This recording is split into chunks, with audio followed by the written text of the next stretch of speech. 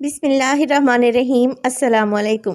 खुश रहें, आबाद रहें, जहाँ भी रहें, हैप्पी रहें और हेल्दी रहें। तो मैं हूँ फ़ाइज़ा और वेलकम करती हूँ जी आपको चटपटे पकवान में। सुबह सुबह अगर नाश्ता बनाना आप लोगों को बोरिंग लगता है और डेली रूटीन का अंडा पराठा खाकर आप लोग थक चुके हैं, तो मेरी इस रेसिपी को ज़रूर ट्राई कीजिएगा। इंशाल्लाह रेसिपी सब लोगों को पसंद आएगी और अगर आप इसे टिफ़िन बॉक्स में देंगे तो इंशाल्लाह टिफ़िन खाली ही लौटेगा। रेसिपी को ज़रूर ट्राई कीजिएगा। रेसिपी बहुत ही ज़बरदस्त और अमेजिंग है। रेसिपी अच्छी लगे लाइक कर दें और चटपटे पकवान को सब्सक्राइब भी कर लें। तो चलें जल्दी से चलते हैं अपने किचन में और बनाते हैं जी मज़ेदार से ये नाश्ते की रेसिपी। तो मज़ेदार सा ब्रेकफास्ट बनाने के लिए सबसे पहले तो एक बाउल में डालूंगी मैं 4 अदद अंडे। देखिए अंडे जब भी आप लेके आएँ पहले उन्हें वॉश किया करें और कलमा पढ़कर आप लोगों ने इन्हें अच्छे से धो लेना है, क्योंकि हम लोग मुसलमान हैं और अंडों को आप लोगों ने पहले पाक करना होता है। तो ये टिप आप लोगों ने लाजमी याद रखनी है। 4 अंडे डाल दिए हैं मैंने और अब इसमें डालूंगी तकरीबन हाफ़ टी स्पून काली मिर्च का पाउडर, हाफ़ टी स्पून ज़ीरा पाउडर शामिल करूंगी। इसके अलावा कश्मीरी लाल मिर्च का पाउडर है मेरे पास तकरीबन हाफ़ टी स्पून। ये है मेरे पास कनौर का चिकन क्यूब। ये डालेंगे तो एक मैजिकल फ्लेवर आएगा। अगर नहीं डालना चाहते तो फिर आप इसे स्किप भी कर सकते हैं या इसकी जगह पर आप चिकन पाउडर भी डाल सकते हैं तकरीबन 1 टीस्पून के बराबर। अंडा बहुत ही मज़े का बनेगा चिकन क्यूब डालने से, और आपने इस तरीके से एक क्यूब लेना है और उसे ग्रेट करके डाल देना है ताकि ये अंडे में अच्छे से मिक्स हो जाए। देखिए इस स्टेज पर मैं नमक का इस्तेमाल नहीं कर रही क्योंकि चिकन क्यूब में ऑलरेडी बहुत सारा नमक होता है। इसके अलावा मैं कुछ फ्रेश वेजिटेबल्स का भी इस्तेमाल करूँगी, जिसमें है बारीक कटा हुआ प्याज, शिमला मिर्च है 2 टेबलस्पून और 2 टेबलस्पून बारीक कटे हुए टमाटर हैं जिनका बीज मैंने रिमूव कर दिया था। एक हरी मिर्च को बारीक काट लें और इसके अलावा 1 टेबलस्पून हरा धनिया भी शामिल करें।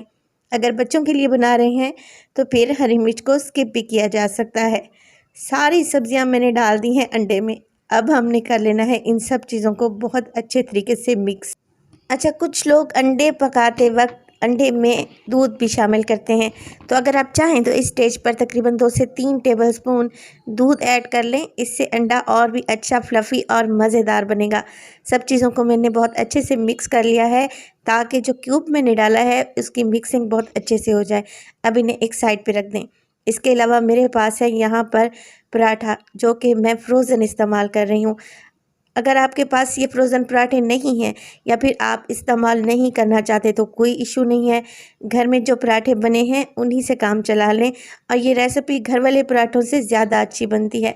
मैं टाइम की बचत के लिए फ्रोज़न पराठे इस्तेमाल कर रही हूँ। अगर आपको लच्छा पराठा की रेसिपी चाहिए तो लिंक मैं ऊपर डिस्क्रिप्शन में दे दूँगी। एक फ्राइंग पैन को हल्का सा ग्रीस कर लें ऑयल की मदद से और 1 बाय 1 करके पराठा इसमें डालें। देखिए पराठे को हमने एक साइड से सेक लेना है और जब ये हल्का सा पक जाए तो इसकी साइड को चेंज कर दें। पराठे को बेसिकली हमने कम्प्लीटली नहीं पकाना बल्कि 50% तक डन करें, यानी दोनों साइडों से इसे कच्चा पका ही रखें और इसी तरीके से पराठे सेकते जाएं जितने आप लोगों को ज़रूरत हो और एक साइड पे रखते जाएं। अब उसी फ्राइंग पैन में डालूंगी तकरीबन 2 से 3 टेबलस्पून ऑयल और इसमें शामिल कर दूंगी मैं ऑमलेट का मिक्सचर, जो कि अभी मैंने बना के रखा हुआ है। आधा डालूंगी और आधे को रोक कर रख लूँगी। अब देखिए ऑमलेट को यहाँ पर मीडियम टू लो फ्लेम पे पकाएंगे और जब एक साइड से ये अच्छे से पक जाएगा और किनारे छोड़ने लगेगा तो हमने क्या करना है, जो पराठा अभी हमने सेक कर रखा हुआ है उसको उठाएं और अंडे के ऊपर फ्लिप कर दें। ये खुद ब खुद ही अच्छे से चिपक जाएगा। स्पैचुला की मदद से हल्का हल्का सा प्रेस करें और 1 से 2 मिनट के लिए मज़ीद अंडे को नीचे से पकने दें ताकि उस पर अच्छा सा गोल्डन कलर आ जाए। अब 2 स्पैचुला की मदद से आपने क्या करना है, ऑमलेट की साइड को चेंज कर देना है और अब देखें पराठा नीचे की तरफ चला गया है। पराठा अच्छे से गोल्डन हो जाएगा।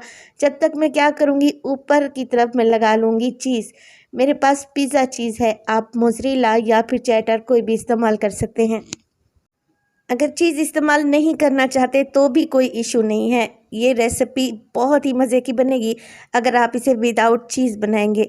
चीज़ मैंने इसलिए शामिल की है क्योंकि बच्चे चीज़ी पराठे बहुत ही शौक़ से खाते हैं। बस जी एक साइड से देखें पराठा अच्छे से गोल्डन हो चुका है, तो मैं साइड को दोबारा से चेंज करने लगी हूँ। अब देखें पराठे को दोनों साइडों से इवन गोल्डन कर लें और क्रिस्पी होने दें मीडियम टू लो फ्लेम पे। फ्लेम आप लोगों ने हाई नहीं रखनी। यहाँ पे दोनों साइडों से पराठे अच्छे से गोल्डन हो चुके हैं और चीज़ भी मेल्ट हो चुकी है। इसी तरीके से आपने बाकी का ब्रेकफास्ट भी तैयार कर लेना है। तो यहाँ पे देखें चीज़ कितने अच्छे से मेल्ट हो चुकी है और माशाल्लाह से ये बहुत ही क्रिस्पी और ज़बरदस्त तैयार हुए हैं। आप इसे अंडा पराठा कहें या फिर आप इसे चीज़ी सैंडविच कहें, यकीन करें खाने में बेहद टेस्टी है और रूटीन से ज़रा हट के है।